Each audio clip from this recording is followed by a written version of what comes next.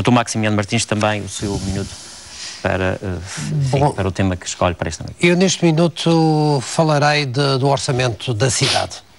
O orçamento da Câmara Municipal de Funchal. O orçamento da Câmara Municipal de Funchal está a ser preparado e é bom que os funchalenses saibam que este orçamento tem incidência nas suas vidas.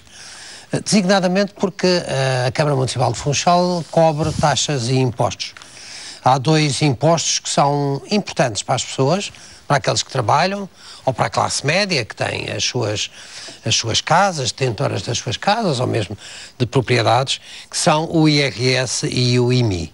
Ora bem, relativamente ao IRS, as câmaras têm a possibilidade de ceder aos cidadãos, devolver aos cidadãos, parte daquilo que pagam ao Estado, porque 5% da totalidade do IRS, a Câmara Municipal ou fica com esse dinheiro, para as suas receitas, ou, por isso simplesmente, entrega aos cidadãos.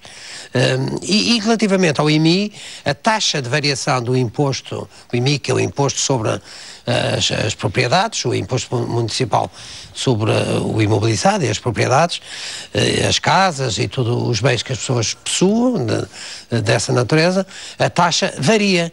E, portanto, a taxa que a Câmara vier a fixar, ou que fixe em sessão de Câmara e em sessão da Assembleia Municipal, é determinante para o valor que as pessoas pagam. O que significa que a Câmara, se tiver, isto no orçamento que está a preparar, se fizer o que tem a fazer de trabalho de casa, do ponto de vista, designadamente, do corte das gorduras sobre as despesas da Câmara e for tão longe quanto possível nessa matéria, gera uma margem que permita que o cidadão usufrua dessa possibilidade. E, portanto, a indicação que eu aproveito neste minuto é pedir à Câmara, à variação, à sua maioria e aos outros vereadores que façam tudo o que é possível para que se tenha em 2013 um ano melhor, com menos impostos e menos taxas sobre a população.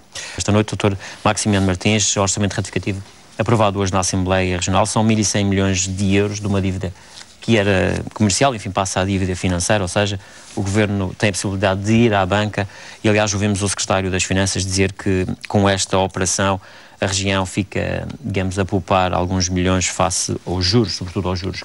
Pergunto-lhe, do ponto de vista da economia real, estes 1.100 milhões, o que é que poderão representar para a economia da região? Bom, esta operação é uma operação vantajosa para a região. E por a considerarmos vantajosa, nós votámos favoravelmente. É bom que se diga que o orçamento retificativo teve os votos favoráveis, naturalmente, do PSD, mas também do CDS, do PS e, tanto quanto me recordo, do PAN. E, portanto, pelo menos os três... O PAN votou a favor. Estou a favor. Estou a favor. E, portanto... peço desculpa. A abstenção do MPT e votos contra do PTP, PCP e PND. E nós votamos a favor, apesar de termos algumas reservas, porque entendemos que nesta fase de crise, porque passamos na região, tudo o que seja injetar liquidez, injetar meios financeiros na região é muito importante, porque toda a gente compreende que se aqueles que têm uma dívida, que são credores, de uma dívida perante o Estado, se puderem receber esse dinheiro, com esse dinheiro ou consomem, ou investem, ou investir criam emprego, ou consumirem também permitem que outros vendam os seus produtos e, portanto, o resultado geral é positivo.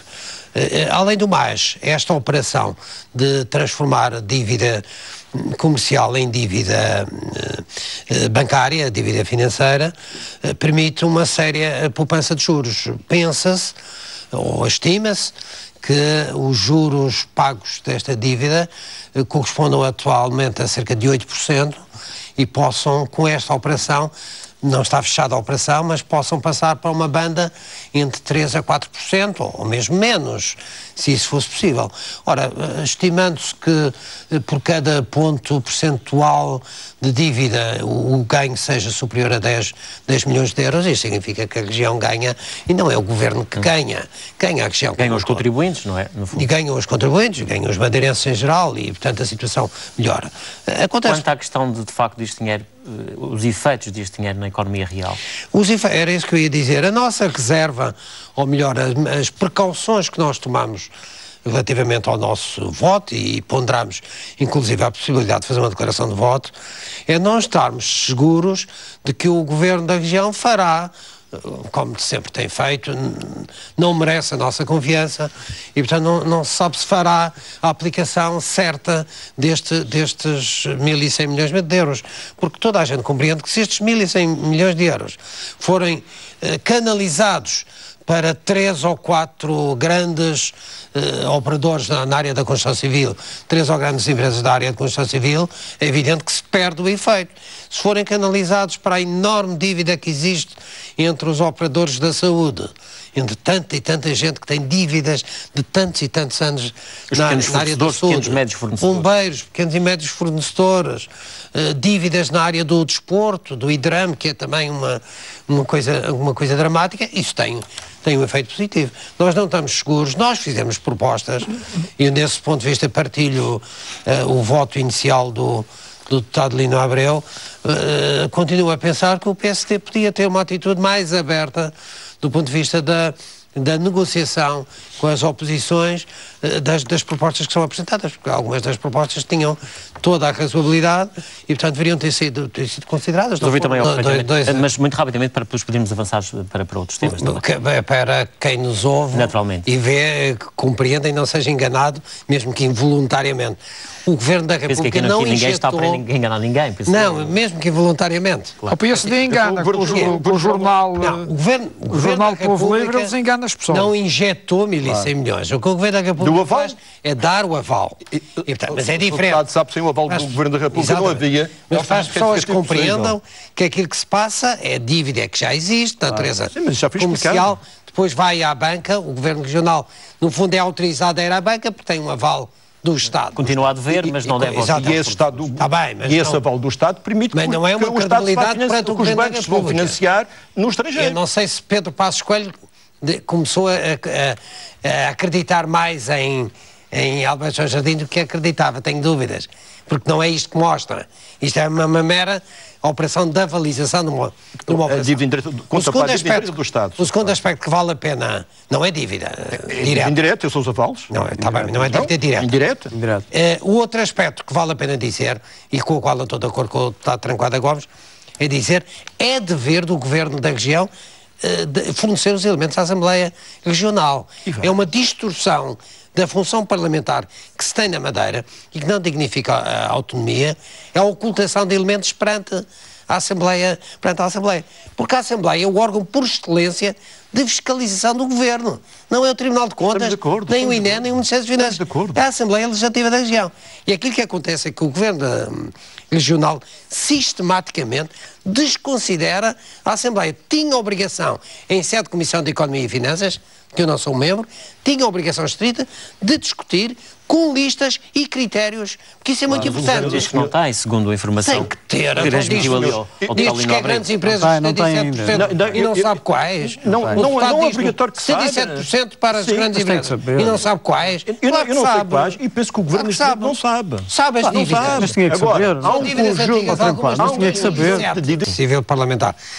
Aquilo que eu acho que marca o ano do meu ponto de vista é a convergência das oposições no Pacto para a Democracia. O Pacto para a Democracia... Convergência. Divergência aqui do meu vizinho do lado. Mantenho. Convergência das oposições, porque há algumas áreas nas quais continuamos a convergir, incluindo o CDS. Porque um dos pontos pelo qual nós fazemos todos o mesmo é obrigar a que o membro do Governo esteja obrigatoriamente no plenário quando aquilo que está em causa sejam propostas do Governo. Exatamente. Toda a gente compreende que se alguém apresenta uma proposta deve estar lá para defender. E se o Governo apresenta uma proposta deve enviar um secretário à sua escolha. Nós não impomos o membro do Governo que vai lá, deve obrigatoriamente estar lá. E toda a oposição, mas todos os partidos, todos os grupos parlamentares da oposição, têm seguido o princípio que têm cumprido, de haver uma proposta do Governo e não estando lá o membro do governo, nós saímos da sala para marcar perante o PSD, perante a opinião pública, perante os madeirenses e porto-santenses, que há algo de errado no funcionamento da democracia parlamentar madeirense. Isso é um elemento importante. E acham que com essa posição o governo tem emendado, digamos assim, a sua O governo deu indicações de querer corrigir. Houve momentos em que apareceu, agora para a parte final volta a não aparecer, mas eu compreendo que a situação interna do PSD não é de molde. Há uma decisão serena nesta matéria. Eu espero que em 2013, estabilizada a situação no PSD, o governo possa ter uma atitude diferente. Uma situação diversa é o Pacto para a Democracia. O Pacto para a Democracia permitiu que os partidos das oposições se juntassem em torno de vários aspectos do funcionamento parlamentar. O CDS, a certa altura, entendeu dever retirar-se, enfim, tem legitimidade para o fazer, mas todos os outros partidos permanecem firmes nessa posição. E a verdade é que isso, aparentemente, tem já algum impacto perante a opinião pública, porque se olharmos para a situação das sondagens, as sondagens revelam que há uma compreensão dos madeirenses, neste caso dos funchalenses, para a possibilidade... Uma sondagem que foi divulgada este fim de semana no Diário de Notícias sobre o Funchal, mas estamos a falar de eleições autárquicas, projeções tendo em conta as... Mas é um facto novo, Eu não tenho memória de haver sondagens feitas por uma empresa credível, que conhece bem a Madeira. Não tenho memória, e penso que ninguém tem, de sondagens na Madeira produzirem estes resultados. E eu entendo que, em parte, isto é o resultado desta convergência, ter uma boa compreensão. Está a sugerir que se faça uma coligação de todas as forças da oposição para as próximas eleições autárquicas. Eu digo que as sondagens mostram que é possível ganhar o Funchal, mesmo sem o CDS. Com a coligação de todas as forças da oposição, retirando o CDS, é possível ganhar. Isto é um dado novo e absolutamente relevante. Mas quero, do ponto de vista da análise parlamentar, também dizer que eu não sou capaz de fazer o discurso que faz o deputado Lino Abreu, de que o CDS não lidera a oposição. Porque a ideia de um partido que lidera a oposição... Mas é o maior partido da oposição. É o maior partido. Mas é diferente de liderar. A situação de liderança da oposição coloca-se nas situações como na Assembleia da República, em que existem dois polos, em que um polo é alternativa ao outro, é a alternância do outro. E isso, neste caso, não existe. O CDS não é alternativa ao PSD. Não fará alternância do PSD. Quando muito a prazo, fará aliança com o PSD. Uma coligação com o PSD. É o PS com 6 uma coligação para viabilizar um governo do PSD. E, portanto, e de resto, se olharmos para a componente não apenas parlamentar, mas autárquica, manifestamente o CDS não é sequer o segundo partido da oposição. O partido mais forte, com maior implantação das autárquicas, é o Partido Socialista. E, portanto, eu não entro nessa corrida. Ainda não tivemos eleições autárquicas depois desta última eleição. Não teremos candidatos. Deixe-me dizer, para terminar, que o PS o grupo parlamentar do PS, no qual eu estou integrado, está muito satisfeito com os resultados. Nós temos uma produtividade na produção de iniciativas legislativas, muito forte. Eu não tenho aqui os números comigo para confirmar, mas tenho dúvidas que o CDS tenha uma produção parlamentar legislativa superior à nossa. Isso 2, 3 pontos. Isso poderemos nos próximos dias, e fornecerei esses dados à RTP, se quiser pôr a verdade neste assunto. Primeiro eu preciso desses dados aqui no próximo programa. Quero dizer que, por exemplo, a Comissão de Inquérito... Mas também nós estamos a fazer aqui um campeonato de apresentação. Não, mas já que entramos nisso, o deputado Lino Abreu que iniciou o discurso vitorioso, que não tem qualquer sentido do meu ponto de vista.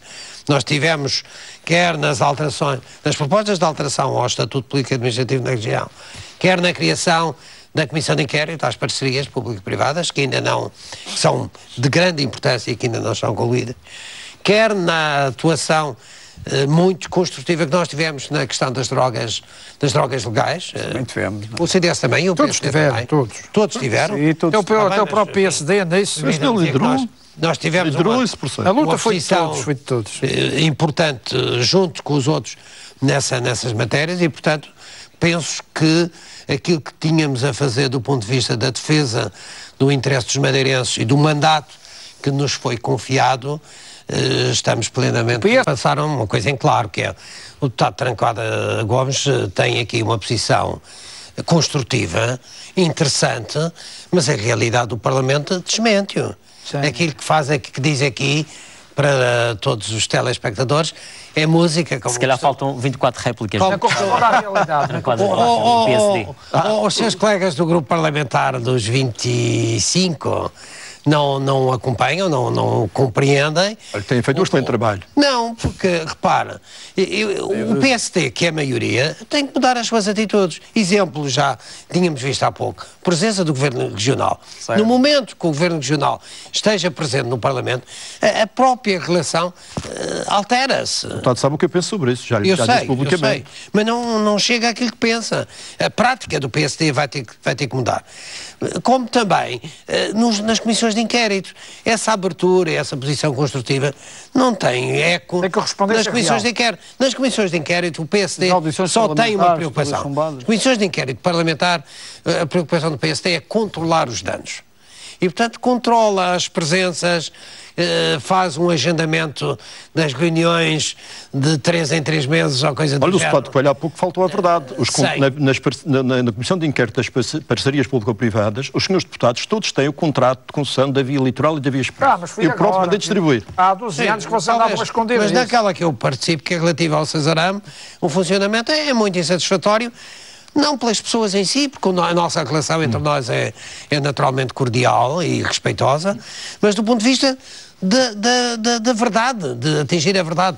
O PSD, que governa a Madeira, não faz da descoberta da verdade uma lei e, portanto, tenta controlar danos e, desse ponto de vista, a posição que toma aqui é interessante, mas não tem qualquer tipo de repercussão. O PSD tinha que olhar para si próprio e, na Assembleia Legislativa da Madeira, mudar drasticamente e falar, negociar.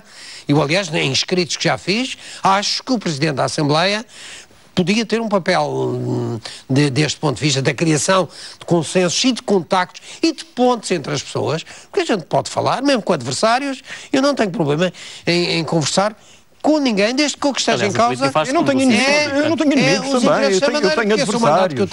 Na altura que eu achar que o mandato que eu tenho, que me foi confiado pelos madeirenses, não tem condições para ser satisfeito, ou que eu não estou à altura de satisfazer, eu tenho que sair. Estamos na reta final deste